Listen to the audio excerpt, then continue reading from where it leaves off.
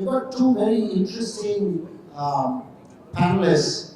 Madhu from KreditBee. I don't think there's anybody here who hasn't heard of KreditBee, but for me personally, as an investor, watching KreditBee from 2018 to today to what they've accomplished using fundamentally innovation in fintech over a digital era wave, and today we're going into an AI wave, will be nothing short of amazing. And I think his insights into what does fintech mean versus the opportunity in banking is going to be phenomenal. Ravi Shankar is a very good friend, an ex-banker with decades of experience, also a fintech founder who's now become a prolific fintech investor, including being an investor in TransBnk.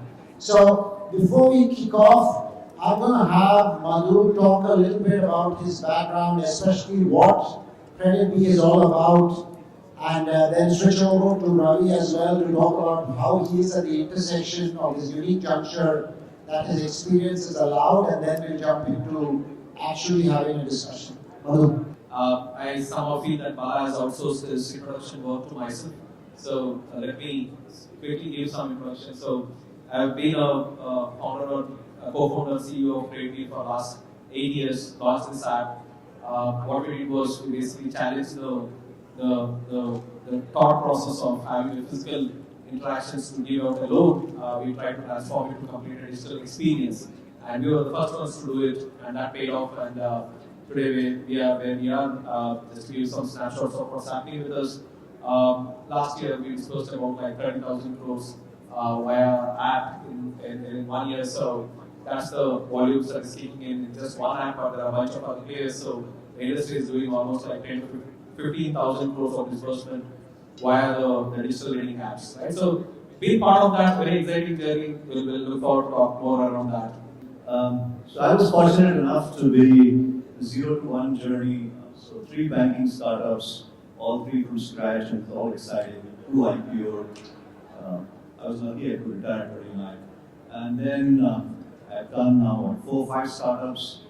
I think got old. So I'm helping young players like Vaibhav and team to win the world, and I'm excited to be here. So a lot of journey across 30 plus years now, which has been fascinating. A lot of people I meet here today who are running startups from 1995, who continue to be in the game, and very, very exciting companies they have built. So lovely to be in front of you. You know, what is really happening in terms of innovation in banking, and the really interesting part is, it's not that people don't get what innovation is, but the way a bank or an NBFC thinks about innovation is very different than the way a startup thinks about innovation.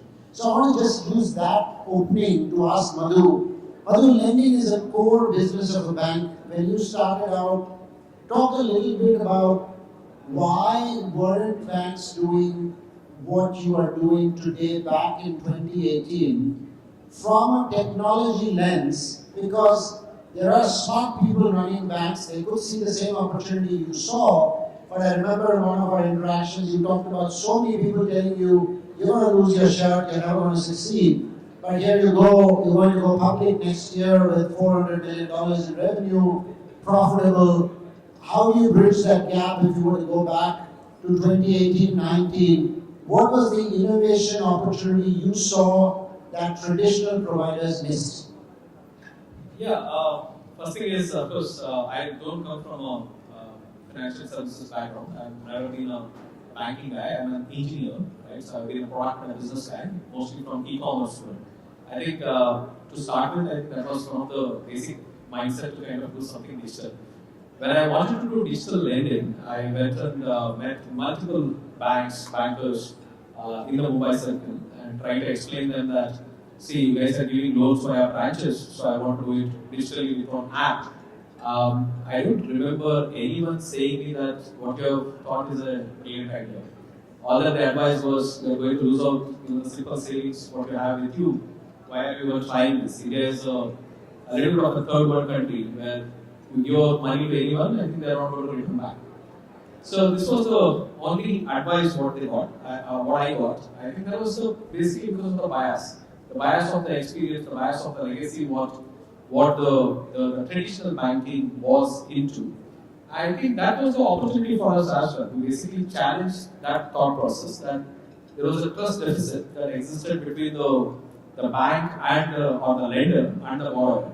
And until we meet and analyze physically, we cannot underwrite and we cannot go hello. I think that was the trust deficit existed. I think we were the challengers to be one of the first ones to go and launch this app where after dinner somebody plays around with that app and they can just get their loan sanctioned and they got really a wow feeling that there's some nutcase guy who is actually kind of really crediting money to our bank accounts. Imagine this, right? So this all looks very, very normal today, but then 8 years back when we started the first time, I think people really went crazy that even in India it is happening so. So the outcome of challenging such thought process, it was a fundamental thought process what we went and challenged.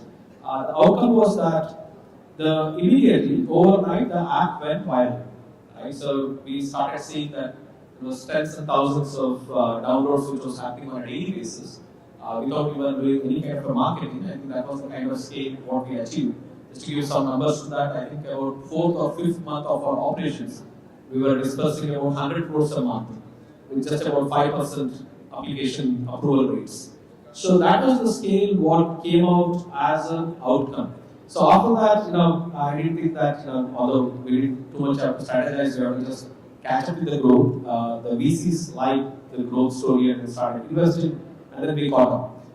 Just to put everything back, I think that was a specific turning point or a tech disruption to the banking world that was happening, and we were one of the early movers to take those bets.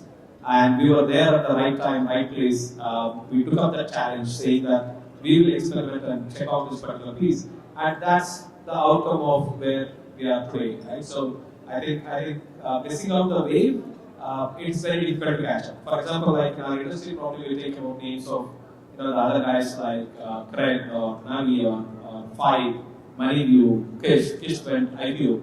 If you look at all of us started in 2016, 2017. Right, so because we were all there, and the guys who came out later just have not capitalized on this particular journey. So also the timing matters when you want to catch up in the wave. So Ravi, I have this question. I mean, you spent a lot of time at Yes Bank. You've seen the banking side. You've seen the startup side. If you fast forward to today, so like Madhu pointed out, in every sub-segment in fintech, whether it is grow, in investing, it is CreditBee, in lending. You've got people on the wealth management side. There's always somebody who's gone out, disrupted status quo, built a very large company that in essence should have been a banking revenue stream, right?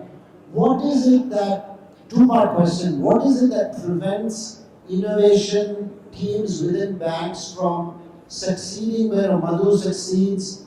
A little bit of past history, if you go back to 2018-19, but if you fast forward that to today in an AI world, are we going to see a replay of a missed opportunity, or have banks and leaders within large financial services companies rethinking how they need to innovate?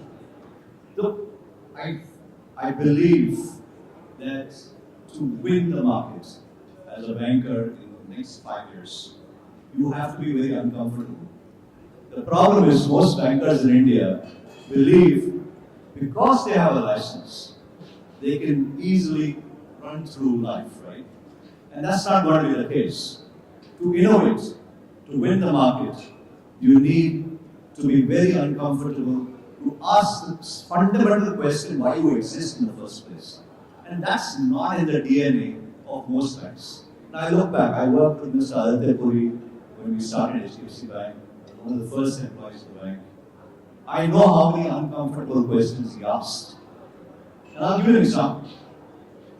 When I went to somebody's home to open an account and I came back, he said, hey, I got this check for 5 lakhs from FD. He asked me only one question. Set of questions. What was the brand of the TV in the house? What was the brand of the fridge in the house? How many scooters were there?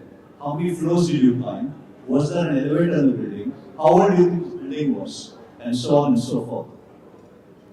It tells you one thing, that the man was planning to give that same customer 100 loans over his lifetime. That's how you system. Now, how many banks are asking the question? They're not, because they're very comfortable where they are. And then they build innovation labs within the bank. Innovation labs are meant to die, because you're not really focused on what you should be doing. Innovation has to be in the DNA. It has to start from the top. It has to start with everything that you do and how you see the market. So this is exactly the gap that every startup is exploiting. In an era of AI, it will come faster. What used to take 5 years, what Madhu took 8 years to reach $1 billion valuation, will happen in 2 years. Because another startup is going to come and eat lunch. And I expect TransBnk to do that. Exactly that in transaction banking. Because banks have been doing this business long time back. But they don't see it. And at the core of it, there are only two things. One is understanding what your customer's data is, and how do you process it more efficiently and intelligently. Banks don't get this. And to do that, they have to allocate at least 15% of their budget in the next 3 years for tech. If they don't do that, and they're going to use tech for cost saving, they're wiped out. You'll just hold on to your license and exist. That's about it. But let me challenge that a little bit, Ravi, where 10 years ago, there was a lot of discussion around unbundling of the bank. Everybody's going to come around and they're going to break up the bank into pieces, like what TransferWise did for cross-border stuff. But it's actually not happened. Okay, what's happened is banks have continued to exist. Some of it is a regulatory umbrella. But Ravi, do you think, how would you describe the change in banks adopting technology? It could be different than innovation. But how do you think banks in India have progressed, or NBFCs have progressed along the technology curve that maybe makes them more amenable to implementing newer systems today than before? So it's very reactive. It's not proactive. When I say that, is that you understand that cloud is what is going to give you speed, scale, and a whole bunch of things. I mean, it took banks 10 years to understand and accept and clear compliance and do whatever to get to some state of cloud story. Same with AI. I mean, we have been selling AI to banks before they knew what AI was. And I can tell you this as a banker and as an entrepreneur selling AI to banks, it was a hard sell. And I had to tell them, this is your death roll if you don't do this. And then finally said, how much cost will it save me? Now, fundamentally, if you ask that question, you're dead on arrival. Right? So, going back, this whole world is about how you define the next need, how you get there faster. It is not about how you do it cheaper. And that DNA has to change. And that DNA has to come from innovation, building more exciting products, understanding the data underlying that, and doing what you want to do. It's not going to come from two people sitting and saying, can I save 5% on my cost? You know the most interesting thing? And I looked at balance sheets of all the banks, so they're the cleanest right now. Most banks have underspent on their technology budget. And you want to be wiped out. If there was a bank, CTO, head of strategy, people sitting here, and they had to say, hey, if I did these three things that KreditBee does, I would have, say, 65 million customers or 100 million customers who downloaded your app. But that hasn't happened. You've got 10, 15 bank co-lending partners for the last 8 years. So what would those 2-3 things be that you think if banks did, they would be able to replicate a KreditBee, and why hasn't it happened, even though if they knew that? I guess so the first thing is what I seriously believe in is the DNA and the legacy what an organization carries, right? So it isn't about the banks don't want to champion, banks don't want to innovate. It isn't about whether KreditBee doesn't want to kind of now innovate towards AI, become more than from a fintech to a FinAI. Right? So there's the legacy, there is a DNA which always carries. There are certain ways the structure, the operations, the mindset of the workforce, the mindset of the board, the mindset of the entire top executives have been built.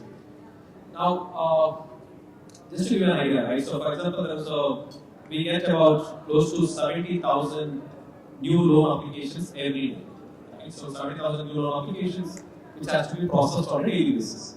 Now, imagine that even somebody wants to champion from SBI, let's say, because we more or less operate in the tier 2, tier 4 cities. T2, T4 is the biggest chunk of the customers what we get it.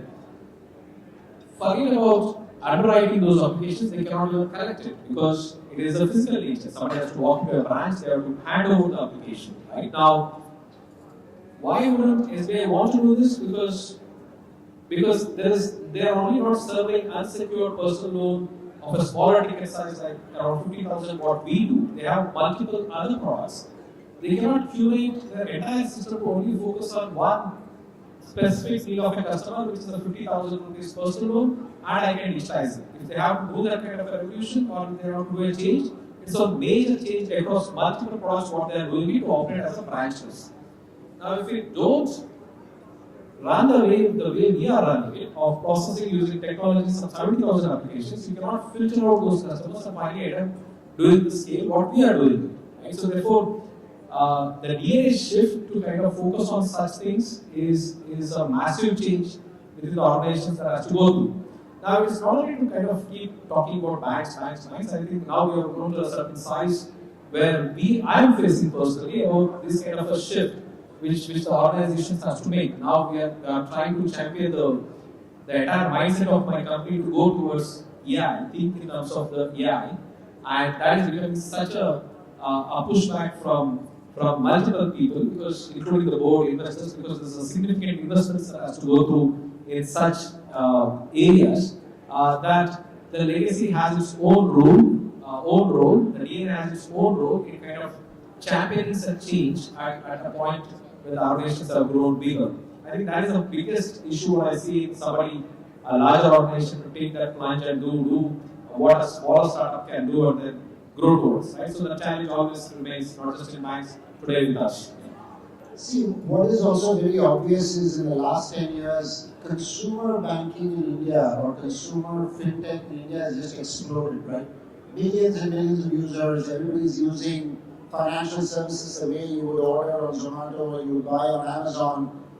But a lot of this today, what TransBnk is trying to do is to bring a lot of that, the pressure from that capability into improving the way banking infrastructure works.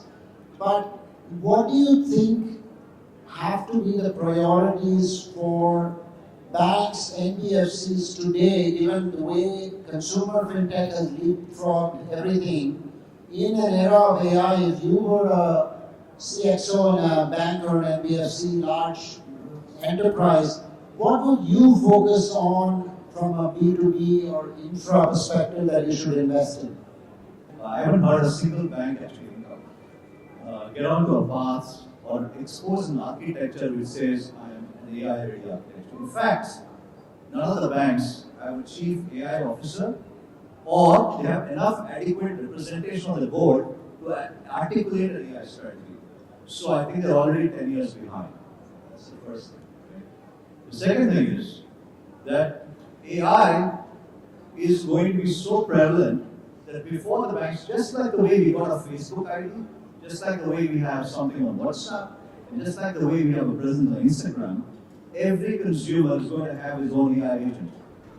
Whether you're an SME, you're a business, or you're an individual. And that AI agent is going to negotiate with every provider out there to say what is the best deal I can get. Now, if I'm a banking institution and I don't have my AI architecture exposing APIs or my own agents negotiating on behalf of the products that I have with my consumers in the next 2 years, I don't think I'm even in the bus to sell alone, right? So, to Madhu's business, right? It'll get interesting because he's addressing the generation which is already there, digitally. So he will be ready as they come to meet them with their digital agents and a whole bunch of agents, right? But the bank's not. And to that extent, if they don't get their architecture and everything else fixed today, they are not going to be in the business. Actually, lending business will go away from banks because intermediaries will take away the banks. What is holding the bank? It's only how much licensing, how much balance sheet. Balance sheet will follow, capital will follow, and give the balance sheet support. So that's how it will be. It will be very interesting. The challenge of building in today's AI world is there is the world the way it looks today, where humans are in the loop and we're using AI to improve the efficiency of what we do. But there is a world right around the corner, 3 years from now, where humans are not going to be in the loop and agents are talking to agents, which is what Ravi is talking about. So Madhu, how does somebody like a KreditBee deal with that? I mean, you were explaining to me how you guys are thinking about AI from a supply and demand side. So maybe you can take 2 minutes to talk about how is KreditBee deploying AI today in the next year or two, but what is also a scenario 3-4 years out where it is much more agentic, and what is the role of a KreditBee in that era, which is kind of what Ravi is alluding to. So I think that would be fascinating. Yeah. How many of you have used WinXP? Windows XP? Right? Half the guys who are not raising your hands, you don't look so young by the way. Right? Windows 60 use kiya hoga aap logon ne, right? So Windows 98, 95, I think people are looking at Windows 95 people, but then they are not raising their hands. But anyways, quickly, we used to have many applications. Somebody remembers Winamp?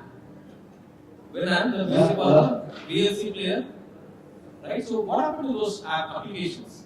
On the Windows, there were like many applications. Suddenly, now if you open your laptop, there's not really so many apps.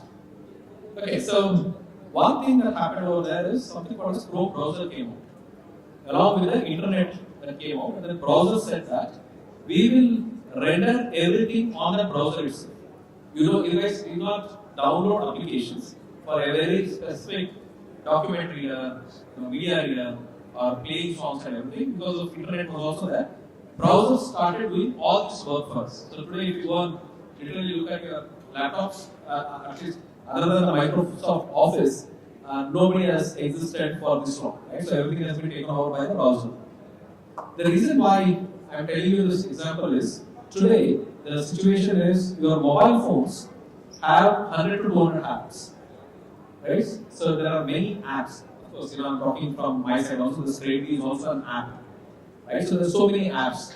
So think of a world, what changes to an appless world, right? So applications are not going to be there, and then there's somebody else is doing your work.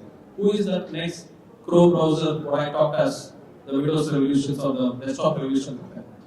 These are going to be nothing but something called as AI agents, right? So these agents, what we keep talking about, are nothing but your chat bots, voice bots, right? So how we are using ChatGPT. By the way, how many guys use ChatGPT on a regular basis? How many guys asked more than 10 questions a day? And how many guys asked more than 50% of those questions are your personal and not professional? Okay, anyways, there's nothing to shy away from that. We introduced enterprise ChatGPT version in the earlier days in our company, and we asked our employees to use that, right? My idea was that will improve their productivity, they can become very easy for them. I'm talking about 1 year, 1.5 years back experiment. How many people would have asked what percentage of the questions, whatever they asked, is personal and nothing to do with the professional or the current work that they are doing? Any guess? More than 90% of the questions what came from the employees was only on personal development, career switch, stock कौन सा खरीदना है, how should I invest, how can I become billionaire in the next few years, or rest all other emotional problems. Right? So that was the adoption, but then now at least what I see, of course, we don't go and specifically check what one user has asked anything. I mean, privacy is maintained on that, but now at least 30% it is still personal. And their career development is 70% of their questions. 30% is what is work related. Some improvement from 90% to 70%. Anyways, coming back to that, these are the agents how we are getting hooked to are going to be the part of your mobile, right? So they are the agents which are going to talk, and the apps are not going to exist. It's going to be a headless world or an appless world. That is what we are envisioning. Whether this will come out to be a truth or not, that is left to destiny, but that's the overall idea. Quickly, I think it is also showing time up, but this is something for all of us to get spooked about and start worrying that how do we adapt as companies, which are app-based companies, to such revolutions. If we miss out, then probably we will miss out this entire AI wave. Getting ready is more important at this stage and start thinking towards that. I just had multiple things, but it's already showing very red and blinking, so I'll just close on this note. Yeah. Payments. 10 years ago, was a big fee item in banking balance sheets, P&L. Because banks did innovate, and they didn't do anything about payments, NPCI was born. And now it is a big cost item in all the bank balance sheet. I can tell you this, that if you don't have an AI framework, you don't understand how consumers are going to interact with next year, you will have an even bigger cost item, which is your infrastructure upgrade. And that's going to happen within the next 18 months. So thank you everybody.